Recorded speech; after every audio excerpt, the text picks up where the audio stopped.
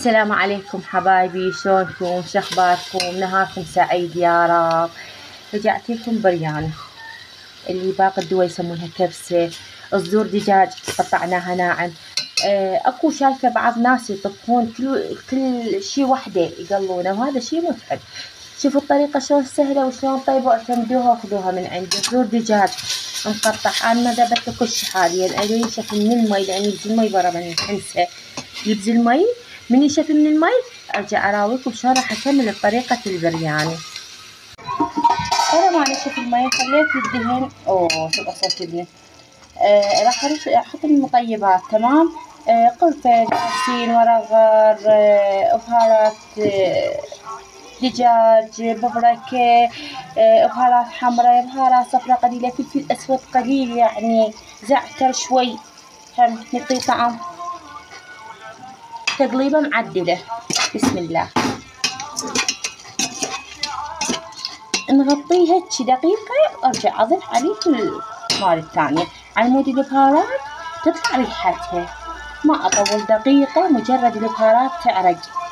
شلون تعرق تفخر على مود بريحة، وبعد خلص اخلي باقي المكونات. خذت ثواني يعني اقل من الدقيقة. نخلي البوتيكة وحمسة معدلة. شلون حمسة معدلة. بصل نسيت المفروض بصل اخليه. راح نخلي الجزر. تمام حبايبي. وراح اخلي الفلفل الاخضر كله مقطع، فلفل اخضر تحميصه معدلة، بس شوية كبر صغير يعني راح حوله. نغطيه ونقفل يدبلن. بس اكو شغلة خلي اقول لكم اياها. تدرون اني بهذاك الفيديو قلت لكم باكر اطهر ابني، وقولوا لي مبروك. يعني قلت كذا كلمة طيبة صدقة، قولوا له مبروك. فإذا طهرته وسلع بيه جولة، نسيت أخلي البصل. عندكم فكرة أني أقطع وأروح ليه؟ البصل المفروض بالمقدم، ما الدجاج ينحمس على مود الذب. راح أذبله بالطاوة وأديره بالجدر، ماكو إشكال يعني. شوفوا حبيباتي، شوفوا كيكاتي.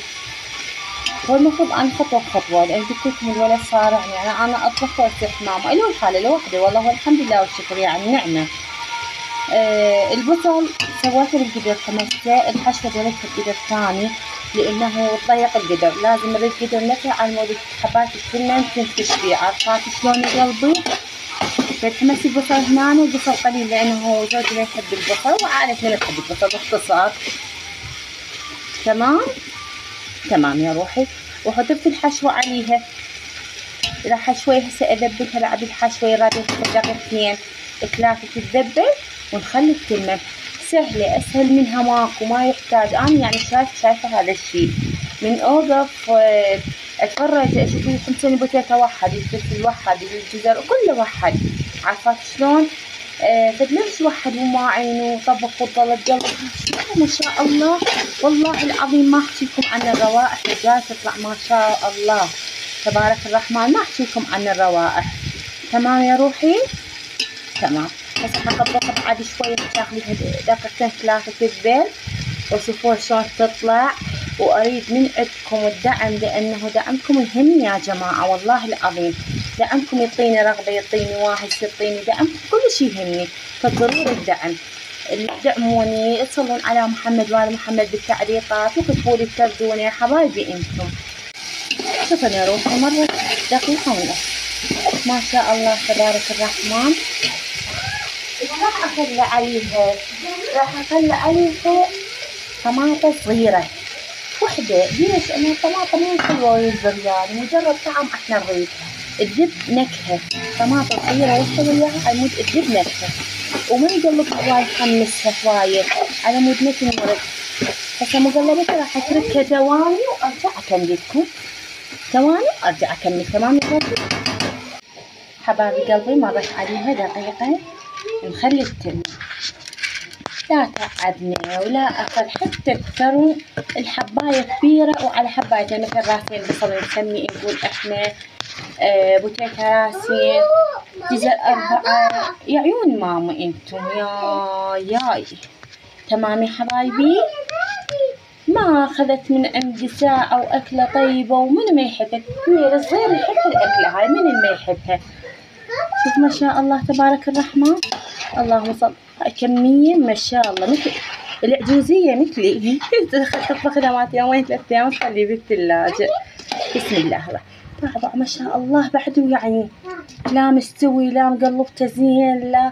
شوف خل أقول لكم شغلة، أنا هسه راح أذب عليه مي حار. المي الحار خل أراويكم لأنه بلاها ما أتفلسف عليكم. القدر اللي حمست بيه تمام، هذا قدر حمست بيه أنا، مو درت الحشوة هنا ما كفاني، خليت فيه مي أكيد جت العاملة تاخذ الزبالة. قطعة هذا كملتين، خليه على النار بين ما ينشف مايه وما أخذ ذلك كله ماعين. وعلى فكرة يوماء التصوير أسهل منه ماكو. شلون أسهل منه ماكو؟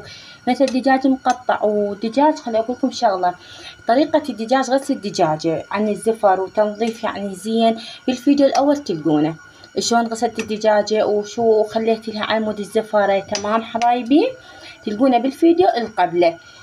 بين ما أحمس الدجاجة على نار هاد أكون أنا خلصت الجزر، بين ما حط الجزر خلصت البوتيتا، يعني ما ياخذ ماعين مني. هاي مجرد زلاطة طماطة ومعدنوس وخس وفص ثوم. وغداني اليوم كمان ما شاء الله تبارك الرحمن، غدا سريع وما يوسخ ماعين وسهل ومحبوب بكل بيت. صلوا على محمد وآل محمد. ويهمني رايكم بيها وجربوها، ما خسرانين، جربوها وشوفوها وعطونا رايكم حبايبي. يا روحي انتم مثل ما قلت لكم انا رايكم يهمني، دعمكم الي يهمني. لا تنسون الاشتراك ولا تنسون اللايك، وكل شيء اطبخ جديد يوصل لكم، ولا تنسون التعليقات. تحياتي لكم حبايب قلبي انتم.